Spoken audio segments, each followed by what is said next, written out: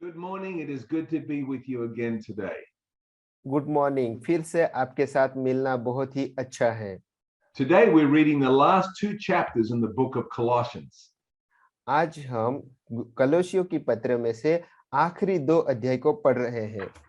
Paul has written this letter to the Colossians while he was in prison in Caesarea. Sicilia के अंदर पाउल जब बंदीवास में था, वो समय पे पाउल ने ये पत्रियों को लिखा। It's an amazing thing to read what Paul wrote while he was in prison. और पाउल जबकि वो बंदीवास में था, वो समय पे उन्होंने जो लिखा वो पढ़ना बहुत ही उत्साहदायक है। And Paul wrote these things because he really believed these things. पाउल ने ये सारी बातें लिखी क्योंकि ये सारी बातों के ऊपर पाउल विश्वास रखता था। He had received revelation from God about his situation in Christ. और पाउल ने पिता परमेश्वर से वो परिस्थिति के अंदर वो प्रगटीकरण को पा लिया। He had the understanding that when he was joined to Christ, his old nature had died. और पाउल ने इस बात को सीख लिया कि जब भी वो पिता परमेश्वर के साथ जुड़ जाते हैं तो उसका जो पुराना मनुष्यत्व होता है वो मर जाता है। That the old person that lived inside him before he was born again has now been done away with. और जब नया जन्म पा लेते हैं तो उनका जो पुराना मनुष्यत्व होता है वो उससे दूर चला जाता है। He believed by revelation that he was a new person. और वो प्रगटीकरण के जरिए पाउल ने इस बात को समझ लिया कि प्रभु यीशु के अंदर अब वो एक नया इंसान बन चुका है। That when he was joined to Christ, a brand new person began. जब वो प्रभु यीशु के साथ जुड़ गया तो वो एक नया इंसान बन गया। And this new person was made in the image of Jesus Christ. और ये जो उसका जो नया मनुष्यत्व है उसकी जो प्रतिकृति है वो प्रभु यीशु के समान होती है। Let's go back to see what he wrote in 2 Corinthians in chapter 5. और हम लोग दूसरा कुरिन्थी उसके 5वें अध्याय के अंदर जाएंगे और वहां पे देखेंगे। And we're going to read verse 17. और उसकी 17वीं आयत हम पढ़ेंगे। इसलिए यदि कोई मसीह में है तो वह नई सृष्टि है, पुरानी बातें बीत गई हैं, देखो सब की सब नई हो गई हैं। Paul understood that when he was in Christ, now he's a new creation. पाउल ने इस बात को समझ लिया कि प्रभु यीशु के अंदर अब वो एक नई सृष्टि है। The old person is now being put to death. जो पुराना मनुष्यत्व था, पुराना उसका जो पास्ट था, उसे मार डाला गया है, वो मर चुका है। And a new person has begun. और नया इंसान की शुरुआत हो चुकी है। He knew that death had occurred inside him before he got new life in Christ. प्रभु यीशु के अंदर उसका नया जन्म हुए उससे पहले उसके पुराने मनुष्यत्व का मरण हो चुका है, वो मर चुका है। He mentioned this in Galatians chapter 2. और ये बातें उन्होंने गलाती के उसके दूसरे अध्याय में लिखी हुई है। And he records his testimony in verse 20. और उसकी 20वीं आयत के अंदर उसने अपनी गवाही को बताई है। मैं मसीह के साथ क्रूस पर चढ़ाया गया हूं, अब मैं जीवित ना रहा और मसीह मुझ में जीवित है, और मैं शरीर में अब जो जीवित हूं तो केवल उस विश्वास से जीवित हूं जो परमेश्वर के पुत्र पर है, जिसने मुझसे प्रेम किया और मेरे लिए अपने आप को दे दिया। Amen. So Paul says, when I became joined to Christ, I received his crucifixion as well.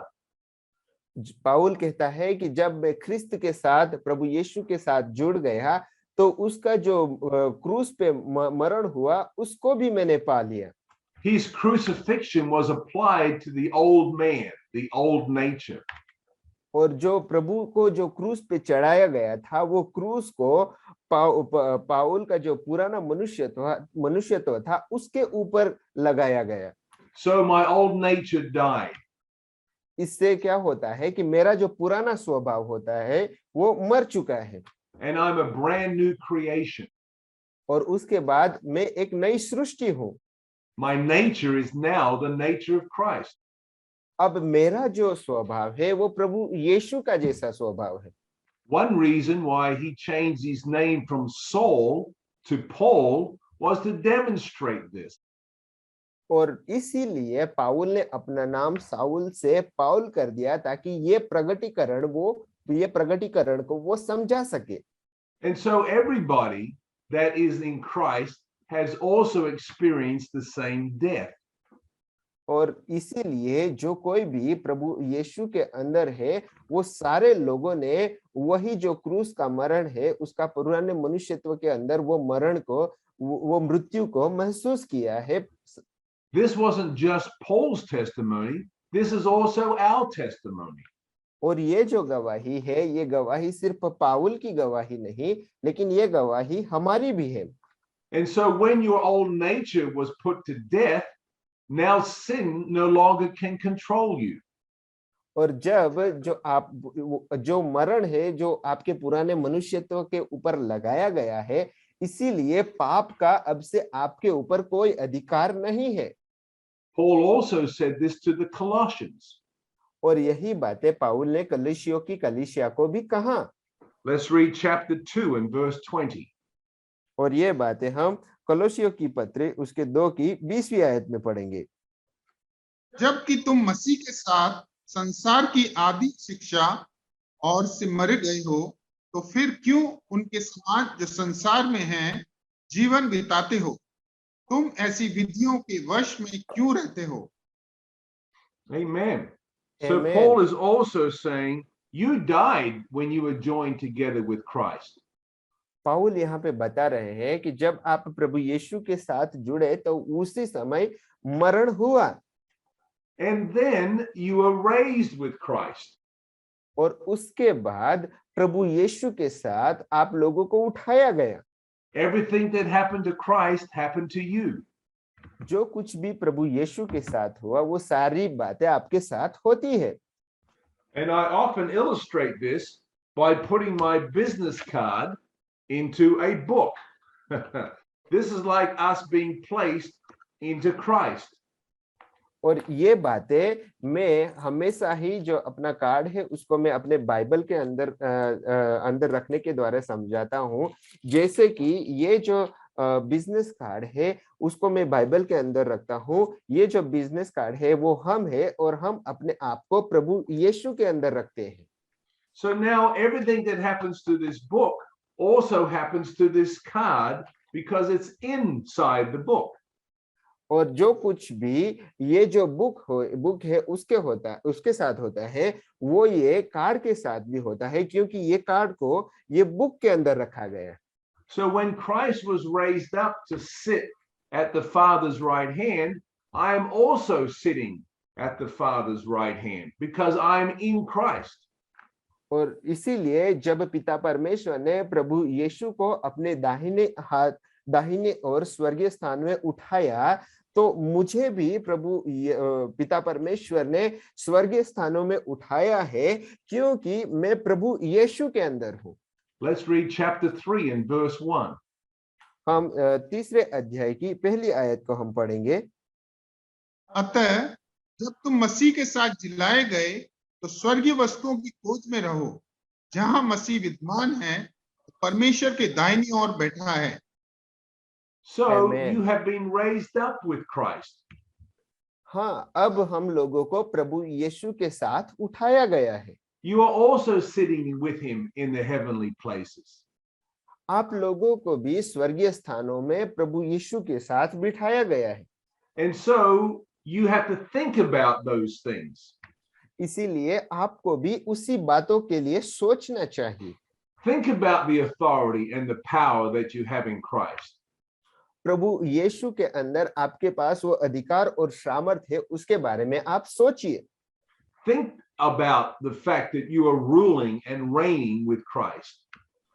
आप इस बात को लेकर सोचिए कि आप लोग भी प्रभु यीशु के साथ राज्य करेंगे और उसके साथ आप वहां पे राज करेंगे। Now you have a new life, अब आपके पास एक नया जीवन है and your new life is in Christ. और आपका जो ये नया जीवन है वो प्रभु यीशु के अंदर है। You are not just a human being, you are also a spiritual being. आप सिर्फ दैहिक जीवन में नहीं जीते हैं, लेकिन आप लोग आत्मिक जीवन भी जीते हैं। Even though your body is on the earth, you are a heavenly being. हालांकि आप देह के अंदर पृथ्वी पर है, लेकिन आत्मा के अंदर आप स्वर्ग में भी हो। Let's read verses 2 and 3. हम दूसरी और तीसरी आयत को भी पढ़ लेंगे। पृथ्वी पर की नहीं, परंतु स्वर्गीय वस्तुओं पर ध्यान लगाओ, क्योंकि तुम जो मर गए और तुम्हारा जीवन मसीह के साथ परमेश्वर में छिपा हुआ है। Amen. आमीन। That is a powerful truth. और ये बहुत ही सामर्थ्यशाली सच्चाई है। And now that we have a new nature, we are no longer controlled by sin. अब हमारे पास वो जो पुराना मनुष्यत्व नहीं है, इसीलिए हम लोगों के ऊपर पाप का कोई अधिकार नहीं है। Our new man is made in the image of Jesus Christ. हमारा जो नया मनुष्यत्व है वो प्रभु यीशु के प्रतिकृति में बनाया गया है। My new man has power and authority over all the powers of darkness. और मेरे जो नया मनुष्यत्व है उसके पास अधिकार और सामर्थ्य है, वो अधिकार और सामर्थ्य सारे अंधकार की शक्तियों के ऊपर रखा गया है। My new man looks exactly like Jesus Christ. और मेरा जो नया मनुष्यत्व है, जो आत्मिक स्वभाव है, वो तो प्रभु यीशु की प्रतिकृति के समान है। My new man has been made in the image of Christ. मेरा नया मनुष्यत्व प्रभु यीशु की प्रतिकृति में बनाया गया है। Let's read verse 10 in chapter 3. और तीसरे अध्याय के अंदर हम 10वीं आयत को पढ़ेंगे। और नए मनुष्यत्व को पहन लिया, जो अपने सृजनहार के स्वरूप के अनुसार ज्ञान प्राप्त करने के लिए नया बनता जाता है। Amen. आमीन। So Paul was encouraging us to always be thinking about these things. और पाउल यहाँ पे हमें प्रोत्साहित करना चाहता है कि हम यही सारी बातों के ऊपर विचार करें। Meditate about who you are in Christ. और उस बात के ऊपर मनन करें कि प्रभु यीशु के अंदर आप क्या है। Meditate on the power and the authority that you have in Christ. और प्रभु यीशु के अंदर आपके पास जो अधिकार और सामर्थ्य है उसके बारे में आप सोचें। Many Christians think like they are a turkey. और बहुत सारे विश्वासी लोग ऐसे सोचते हैं, यानी वो एक टर्की नाम की जो मुर्गी होती है उसकी तरह सोचते हैं। But God has made them into eagles. वो जो उकाब है, परमेश्वर ने हमें वो उकाब की तरह बनाया है। If you think like a turkey, you're going to act like a turkey. अगर आपने वो टर्की नाम की जो मुर्गी होती है उसकी तरह सोचना चालू किया तो आप वो उस मुर्गी की तरह आप करेंगे। But if you think like an eagle, you'll begin to act like an eagle. लेकिन अगर आपने वो उकाब की तरह सोचना शुरू किया तो आप उकाब की तरह कार्य करेंगे। The reason why an eagle flies high up in the mountains is because he thinks he can. जो उकाब है वो पहाड़ों के ऊपर वो ऊंचाई के स्थान में उड़ता है क्योंकि वो उसी तरह से सोचता है। A turkey spends most of his time on the ground because he thinks like a turkey. और वो जो टर्की नाम की जो मुर्गी है वो ज्यादातर समय जमीन पे बिताती है क्योंकि वो उसी तरह से सोचती है। So I pray for you as we do our Bible studies every day that you will think less and less like a turkey and you'll think more and more like an eagle. तो जब आप प्रतिदिन परमेश्वर के वचन का अध्ययन कर रहे हैं तो मैं आपको प्रोत्साहित करना चाहता हूं कि आप इस तरह से सोचें कि आप जो उकाब है उस तरह से सोचें, ना कि वो जो टर्की नाम की मुर्गी है उस तरह से सोचें। Amen. God bless you and you have a blessed day. आमीन। पिता परमेश्वर आपको आशीषित करे और आज का दिन आपके लिए आशीषमय हो।